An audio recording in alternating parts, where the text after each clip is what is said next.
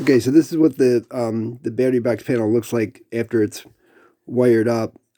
So basically, there's wires here that route the MIDI um, data from the one MIDI jack to the other one. This MIDI jack is the one that goes to the sound module. This one here goes to the Zendrum, and basically power from the battery goes through the diode, through the switch, and there's a wire here that brings power to the to one of the outside pins on the MIDI connector, which powers the Zendrum, and then this other outside pin on the far left is the ground connection. So, and that component in there that looks like a resistor is actually a 0 ohm resistor. It's basically a piece of wire, and I find those really useful for tying things together, and sometimes they're easier to work with than a piece of bare wire. And then what I do is I put heat shrink tubing over everything,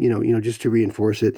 These bolts here are probably a little bit too long. I had a huge quantity of these bolts, and they fit the panel really nicely. So I've basically been using them up because they're a nice quality bolt, and being extra long, odds are you won't. If these loosen up, it would be pretty much impossible for this nut to work its way all the way off. So, everything is held in here with the heat shrink tubing, and then basically all that has to be done next is to put this in the housing.